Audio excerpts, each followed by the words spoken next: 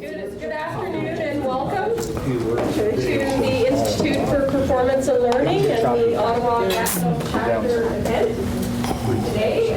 Thank you all for coming.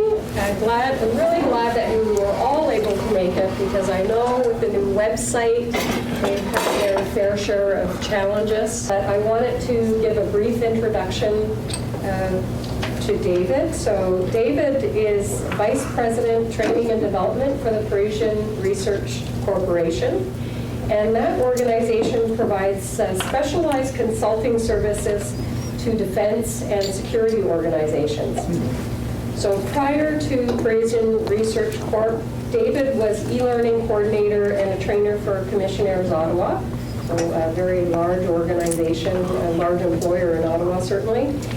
He has taught at the Canadian Forces School of Intelligence and Security, facilitated United Nations international committees on e-learning, produced and taught at the Commissioner's Ottawa Training Facility, and is a lay preacher.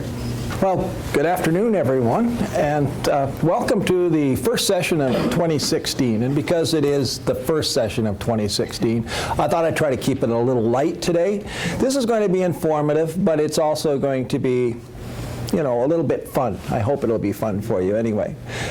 We have a lot of stuff we're going to be talking about today, but just to add a little bit to what was just said, I have been involved on the technology side for as long as I can remember.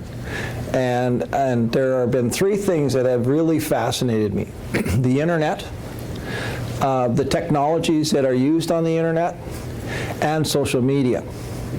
So all of a sudden one day, as I'm sitting there looking at developing some training videos for my company, I'm thinking, I wonder what's on the internet.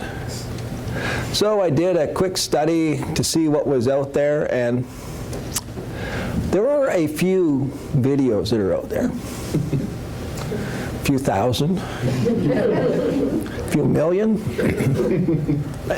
more like maybe some billions, tens of billions of videos out there. And it got me to thinking, well, what is it about doing videos on the internet? And is there some application that we as educators, as facilitators, as trainers, as developers, is there anything that we could learn from this? In our line of work, I do a lot of work in terms of developing courses for law enforcement and security. Now, I don't know about what you found in your sectors where you're teaching, but there aren't a lot of training videos available for us. And the ones that are available are usually US made. You know, their motto there is ready, shoot, aim. And so the application of some of the things that we would like to pass on to people just doesn't match the Canadian context. So I found when I was at Commissionaires that we actually had to start doing our own videos, or we had to find somebody who could commercially develop them for us. Anybody here commissioned a training video? Yeah, how much did you pay? May I ask? Sorry? How much did you pay? Too much. Yeah, too much. I think the industry standard is, the level is about $1,000 a minute. Yeah, it's a lot of money. As opposed to somebody who could sit down with their smartphone and sort of put together something on the fly. That's sort of the range you have, either somebody doing it as a hobby or having to pay a lot of money for it, because otherwise there aren't very many other alternatives. So I thought today that I'd spend a little bit of time with you to talk about the possibility of doing our own videos, and what would it take, how can it be done, is it expensive to do, what's the process through which we're going to go at this.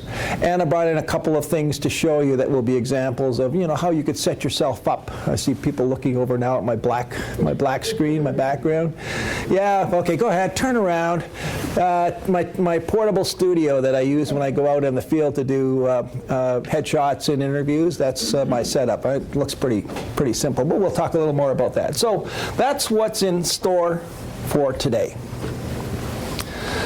So let me start off here. We're going to first talk about what's the added value that we see for using video. And you're absolutely right. I want to ask this question of you is where do you see yourself in terms of using training videos? We're going to look at a couple of examples that I picked out for you so we can evaluate them. We're going to look at what are some of the production solutions which are either free or reasonably inexpensive. We're going to also look at how do we develop a video.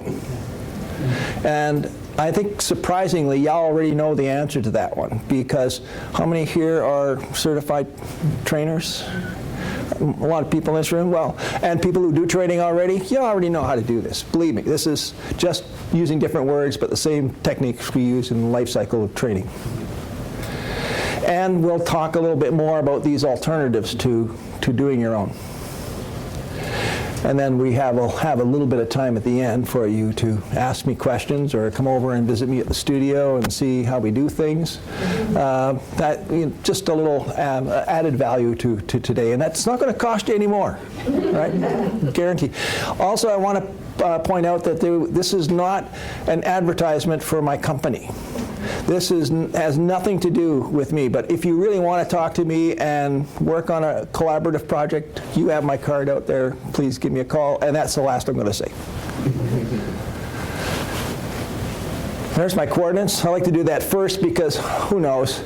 I know some of you are very busy people and you have to leave early. So if you don't have a chance to pick up my card at the table by the coffee machine, here you go.